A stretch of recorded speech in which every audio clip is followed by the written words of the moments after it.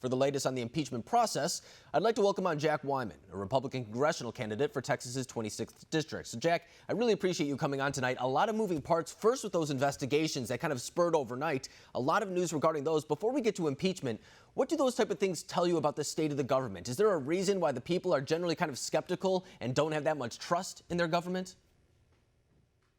Absolutely. It is very clear that everything that has taken place over these past few weeks and months has undermined the confidence of the American people in this government.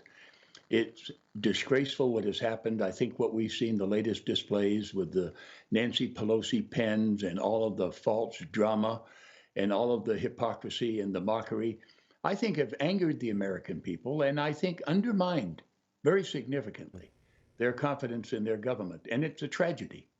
It is. And we see we're at a time, too, where people just generally don't have that much trust in our institutions in general. I mean, whether it's the government, whether it's our intelligence agencies, whether it's our media, you see a lot of these things kind of being pushed to the side now, and it's because of mistakes that are made within them that are never reconciled. So coming back to this impeachment process as well, do you think that plays into this process?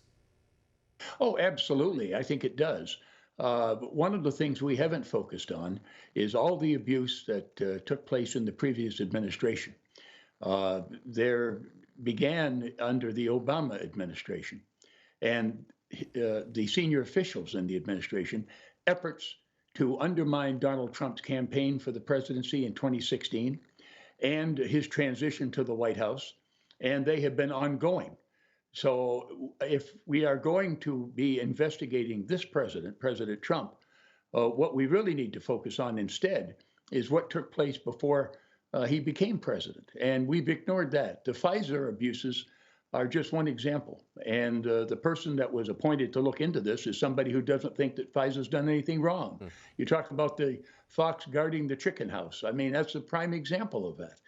And so I think we need, and I will as a congressman, be fighting very hard to reform Pfizer, to investigate it, and to make sure that not only is a future president not subjected to this kind of abuse and this kind of injustice, but as you allude to, Alex, the ordinary American. I think people watching this and seeing this abuse and this corruption at the highest forms of our federal government would have to fear for their own individual rights, their own civil liberties, and their own due process. Until we have reformed our agencies of intelligence and surveillance at the very top levels of our federal government, no American can feel completely safe. But you have a very interesting past of not only challenging establishment candidates, but doing so in a very interesting manner. I mean, you could go back to different races. You could go back to just your involvement in general. So tell me, why now in 2020 are you deciding to run for Congress? I decided to run for Congress because I have 3 daughters and 5 grandchildren. And I want them to live as you and I, Alex, are living now in the greatest, freest, and most wonderful nation on earth. I believe in American exceptionalism. I think this nation is the greatest nation that the world has ever known in its history. But right now, what we are seeing in Washington, and this was the reason that I got in this race, is we are seeing 2 things. Number one, we are seeing a march towards socialism advocated by AOC and the Squad and people like Liz Warren and Bernie Sanders, who have been very strong candidates for the nomination of their party for president of the United States, and they both committed socialists. We've seen that, and at the same time, Alex, unfortunately, we have seen, I think, a timidity, a reluctance, I think a lot of hemming and hawing over this impeachment issue from conservatives. We don't have enough conservatives and enough conservative Republicans who are speaking up for the traditional values that have made the state of Texas, which I think is the heart of America, and have made America great. And until we do, then our children, yours and mine, and our grandchildren are going to be living in a socialist state instead of living in the greatest nation on earth. And with the stakes so high, I decided to become a candidate for Congress, and that's why I'm running. And before we let you go, too, so you mentioned your kids as well and my generation. it is kind of moving towards a more progressive future. I mean, that's the way that we see in polls right now, where a lot of young people are kind of siding with the more sympathetic, socialistic type of policies, whether it be the idea of free health care, free college, whatever it may be, and it's because they are kind of appealing. I mean, everyone likes free stuff, but it's when you get into the weeds a little bit when it comes to that issue where you understand that everything can't be free, right? So with that being acknowledged, what is the way to combat that if you're a conservative?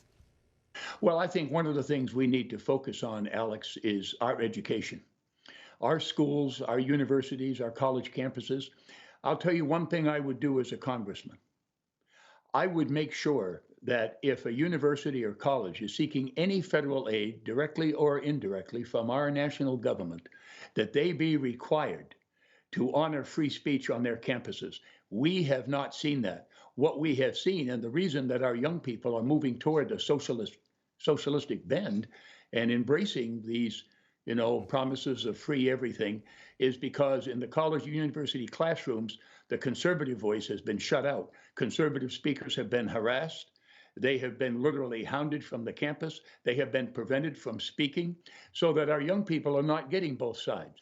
They are only hearing about socialism, which has failed every single place that it's been tried throughout its history. And they are not hearing anything about free enterprise and capitalism and the values that have made America the greatest economic power, and I believe the greatest moral power on earth. Yeah. And I think we need to focus on education. Yeah, I think that's something that's actually a bipartisan issue. I mean, our education system is failing, and we have to do something about it. It's just a matter of how we get there. But we've been flashing your website up on the bottom of our page right now in case anyone wants to learn more about your campaign. Jack Wyman, running for Congress in Texas's 26th district. Thank you very much for joining us tonight.